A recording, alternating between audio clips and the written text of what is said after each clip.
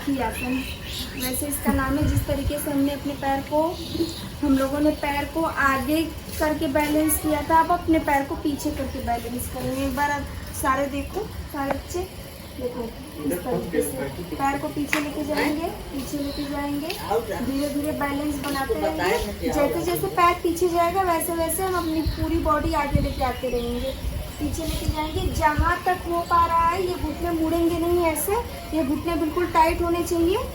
और जैसे जैसे पीछे लेके जाएंगे अपनी बॉडी को पूरा बैलेंस करेंगे। हाथ बिल्कुल बगल में, हाथ नीचे नहीं रहना चाहिए, हाथ बगल में, जहाँ जा रहा है वहाँ तक बैलेंस करेंगे, बैलेंस करेंगे यहाँ पे। और एकदम आपको यहाँ इतना ऊपर लेके आना है, उसके बाद आप बैलेंस करेंगे। तो थोड़ी देर रुके रहोगे सारे, थोड़ी देर होल्ड करो।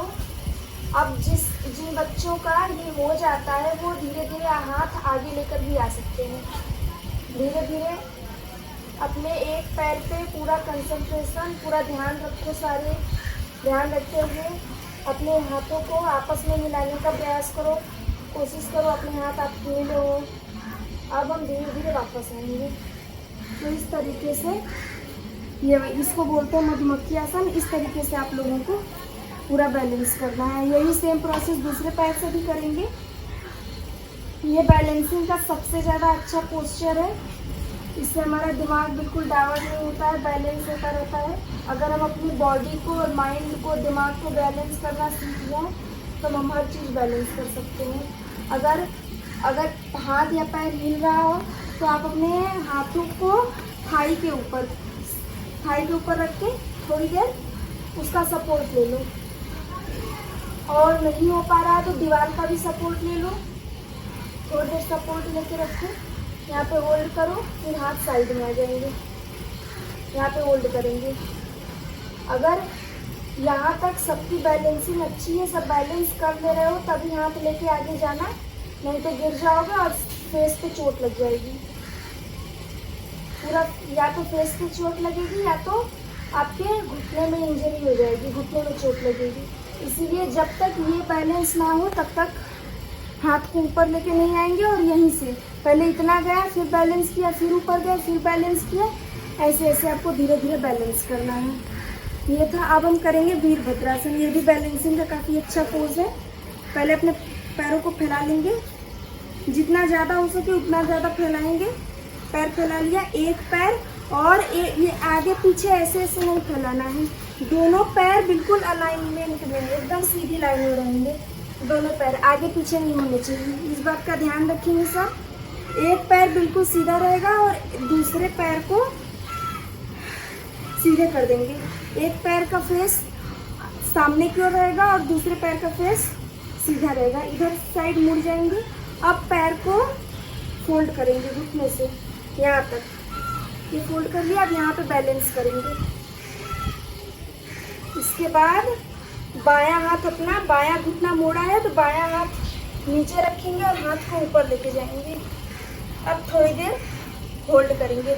इसको बोलते हैं वीरभद्रासन। ये भी काफ़ी अच्छा आसन है बैलेंसिंग के लिए। अगर जो यहाँ तक हो पाए, इसके बाद हम अपना हाथ धीरे से ले जाकर, अगर यहाँ तक सब कर ले रहे हैं तो धीरे से अपना हाथ पीछे लेके जाएंगे और अपने हाथों को फंसा लेंगे। एक बार देखो सब, इस तरीके से पैर का अलाइनमेंट बिल्कुल सही रहेगा। हाथ पैर फोल्ड होंगे और यहाँ तक अगर सारे बैलेंस कर ले रहे हो ऐसे, तब जाकर के धीरे से, गिरना नहीं है। अगर यहाँ तक पूरा बैलेंस हो जाए तब जाकर ही अपना हाथ उठाना, नहीं तो गिर जाओगे, चोट लग जाएगी। और पास में मम्मी को, पापा को, घर में किसी को रखे रहना साथ में। पहले अपना ये वाला हाथ यही ऐसे ही रहेगा, पहला वाला हाथ मोड़ के पीठ पे रख दो, पीठ पे रख के थोड़ी देर होल्ड करो। उसके बाद दूसरा वाला हाथ आएगा और दोनों आपस में मुड़ जाएंगे। और पैर बिल्कुल जिस तरीके से पैर ये वाले घुटने मुड़े नहीं, ऐसे बिल्कुल टाइट रहेंगे। सिर्फ बायां घुटना मुड़ा रहेगा और आसमान की तरफ देखेंगे। थोड़ी देर होल्ड करेंगे। अगर जिन बच्चों का ये भी हो जाता है, अब जाके ये जो पैर फोल्ड किया है उसको धीरे धीरे हाथ फंसाएगी, हाथ छुड़ाना नहीं है, हाथ फंसे रहेंगे। आप धीरे धीरे फोल्ड करेंगे ऐसे। ये पैर की स्ट्रेचिंग के लिए भी काफ़ी अच्छा आसन है, इसको भी कर सकते हैं। बैलेंसिंग का तो है ही। होल्ड करेंगे थोड़ी देर। ये वाला घुटना जो बायां है जितनी देर फोल्ड हो सके, जितना स्ट्रेट हो सके उतना स्ट्रेट करो, होल्ड करो। अब वापस आ जाएंगे। वापस आने में तुरंत हाथ नहीं छोड़ना है, जैसे गए थे वैसे वैसे वापस आएंगे। अब धीरे धीरे वापस आ जाएंगे। तो इस तरीके से करना है। अब यही सेम पोजीशन बाएं पैर से करेंगे। सामने का भी ऐसे रहेगा, बाएं पैर हो गया। अब दाएं पैर से करेंगे, पैर फैला लेंगे। दाहिने पैर को मोड़ दिया। अब दायां पैर मोड़ा तो दायां हाथ नीचे जाएगा। अब यहाँ जब बैलेंस हो जाए तब जाकर के हाथ को फंसा लेंगे और सामने देखेंगे। सामने देखेंगे, होल्ड करेंगे। अब यहाँ हो जाए तभी जाकर के अपने पैर को सीधे करना और फेस बिल्कुल सामने रहेगा। सीधा करने की कोशिश करेंगे।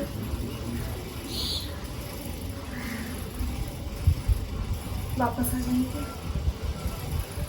तो ये तो हम लोग का वीरभद्रासन। अब एक और करेंगे, इसको बोलते हैं बकासन या काकासन। जिस तरीके से हमेशा पंछी बिना पैरों को हमेशा अपने पैर एकदम सीधे रहते हैं उनके, और लेकिन वो हमेशा कंटिन्यूसली उड़ते रहते हैं, उनकी बैलेंसिंग और उनका कंसंट्रेशन इतना अच्छा होता है, तो वैसा हमारा भी होना चाहिए उस तरीके से। तो इसमें क्या करना है, इसके दो तरीके हैं, मैं पहले समझा दूँ। पहले आप नीचे जाएंगे पादहस्तासन में, जैसे सीधे चला गया नीचे। फिर जिन लोगों का हाथ नीचे ना टच हो रहा हो, सबसे पहले वो अपना हाथ नीचे टच कराने की कोशिश करेंगे। जब ये पूरी तरीके से टच होने लगेगा तभी जाकर आप लोग आगे वाला प्रोसेस करोगे। जब ये पूरा होने लगेगा तब जाकर के ये बैलेंसिंग का अच्छा आसन है, बच्चे कर सकते हैं, लेकिन बस थोड़ा सा ध्यान देने की ज़रूरत है। अब यहाँ से घुटने को फोल्ड करो, अपने घुटने को फोल्ड करो और अपनी कोहनियाँ साथ में फोल्ड करो। अब घुटने को, ये जो घुटना है इसको अपने कोहनियों के ऊपर, यहाँ पे ट्राइसेप्स जो होते हैं ना, यहाँ पर लाने की प्रैक्टिस करो। यहाँ पर ऐसे ये आ गए। उसके बाद यहाँ पे होल्ड करो। ये पहले पूरे पंजों, पूरे पैर के अंगूठों का सहारा लो। उसके बाद पैर के अंगूठों का, धीरे धीरे पैर के अंगूठों का, फिर एक पैर ऊपर, फेस सामने रहेंगे, आप दूसरा पैर ऊपर होल्ड करेंगे। इसलिए वापस आ जाएंगे। ये होता है बकासन। अब काकासन जिसको बोलते हैं, ये भी बैलेंसिंग का काफ़ी अच्छा होता है। जिन बच्चों का ये हो जाए उसके बाद अब ये इसका दूसरा होता है, ये काफ़ी हार्ड है। पहले वो करो, उसके बाद इसको करना, पहले इसको मत करना। ये जो घुटना है इसको आपके अंडर आर्म्स के पास लेकर आना है। अंडर आर्म्स के पास का सपोर्ट लेंगे, यहाँ पे इसका सपोर्ट लेंगे और सारी पोजीशन ऐसे ही रहेगी। इस तरीके से पहले सपोर्ट लेंगे, उसके बाद जैसे पैर की पोजीशन थी वैसे ही रखेंगे। पहले पैर की उंगलियों का सहारा लेंगे, फिर अंगूठों का, फिर एक पैर ऊपर, फिर दोनों पैर ऊपर। अब होल्ड, फेस सामने, होल्ड, वापस आ जाएंगे। ये था बकासन। ये भी बैलेंसिंग का काफ़ी अच्छा पोज है, इसको भी कर सकते हो। फिर थोड़ी देर हाथ अगर दर्द होने लगे तो रिलैक्स कर लो, हाथ पर हिला के इस तरीके से।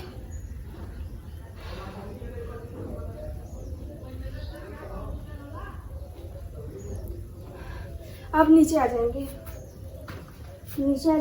अब करेंगे उष्ट्रासन। जैसे कैमल होता है, कैमल पोज बोलते हैं इसको।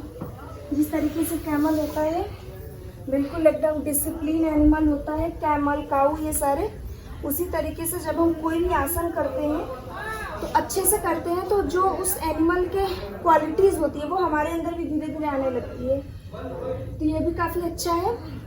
अब ये बिल्डिंग और आपकी रीढ़ की हड्डी के लिए, स्पाइन के लिए काफ़ी अच्छा है। तो पहला हाथ ऊपर लेके जाएंगे, बायां हाथ ऊपर लेके जाएंगे और बाएं एड़ी को पकड़ लेंगे। उसी तरीके से दायां हाथ में ऊपर लेके जाएंगे और दाएं एड़ी को पकड़ लेंगे और फेस नीचे, जितना हो सके उतना नीचे ले जाकर देखने की कोशिश करेंगे। थोड़ी देर होल्ड।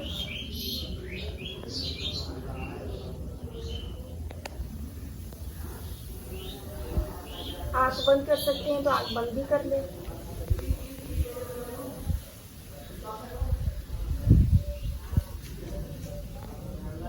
वापस आ जाएंगे, जैसे गए थे वैसे वापस आएंगे। ये था उष्ट्रासन। अब करेंगे पूर्ण उष्ट्रासन। ये जिसका होने लगे वही उसके बाद आगे करना, जब तक कम से कम 2 से 3 मिनट तक जब होल्ड हो जाए तभी इसके आगे वाला करना, ठीक है। पूर्ण उष्ट्रासन में किसी को साथ में रख लेना, उसके बाद ही करना और इस ध्यान से करना सारे। वैसे बच्चों की फ्लेक्सिबिलिटी अच्छी होती है तो वो कर सकते हैं, लेकिन थोड़ा सा बस ध्यान देने की जरूरत होती है। दोनों हाथ ऊपर लेके जाएंगे। उसके बाद जैसे चक्रासन में नीचे हाथ लेके जाते हैं ना, वैसे ही हाथ लेके जाना है नीचे, इस तरीके से। आगे हाथ सारे नीचे आ गए। उसके बाद हाथों को धीरे धीरे पैर के पास लेके जाएंगे। जब पैर के अंगुलियां टच होने लगे तब अपने सिर को नीचे रखेंगे और उंगलियां को अपने पास लाने की कोशिश करेंगे और थोड़ी देर होल्ड करेंगे।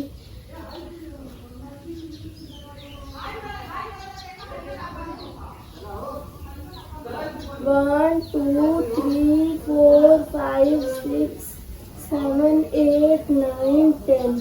वापस आ जाएंगे, फिर लेट जाएंगे। उसके बाद आराम से वापस आएंगे। जिन बच्चों की बेंडिंग अच्छी है, अगर उनका सिर पैर पर आ रहा है तो वो और अच्छा है, वो भी कर सकते हैं। और इसके बाद थोड़ी देर रिलैक्स कर लेंगे शशांकासन में। वज्रासन में ही बैठेंगे, हाथ ऊपर, थोड़ी देर रिलैक्स करेंगे, वापस आ जाएंगे। एक और आसन है, ये भी आसन काफी अच्छा है। पहले वज्रासन में बैठे हैं तो एक पैर फोल्ड रहेगा और दूसरे पैर को फैला लेंगे इस तरीके से फैला लेंगे। इससे साइड की स्ट्रेचिंग काफी अच्छी होती है। एक पैर को फैला लिया, फैलाने के बाद थोड़ा अपने स्पाइन को अप एंड डाउन कर लेंगे।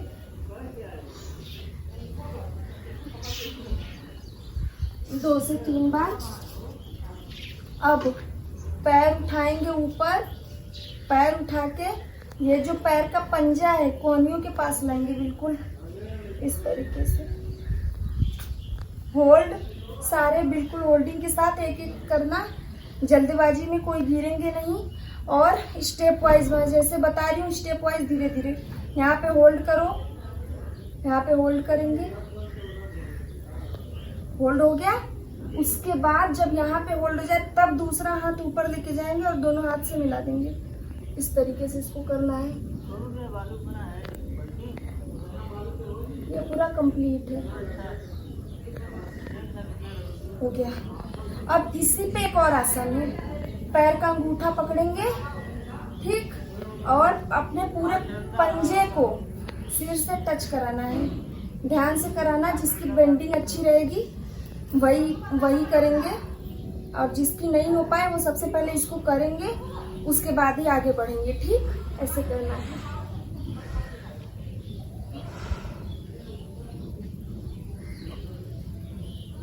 होल्ड करेंगे,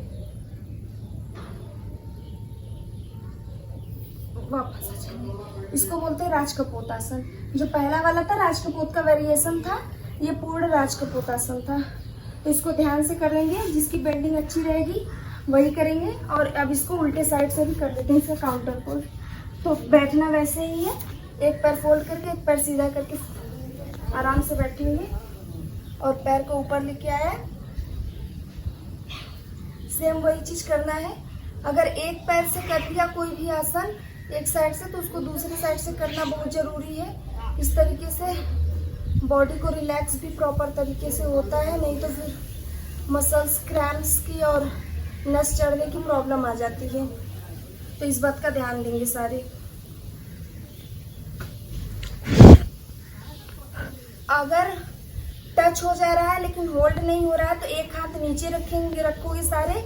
उसके बाद एक हाथ नीचे रख के थोड़ी देर जब तक ये पूरा ना हो जाए तब तक ये दूसरा हाथ ऊपर लेके मत आना।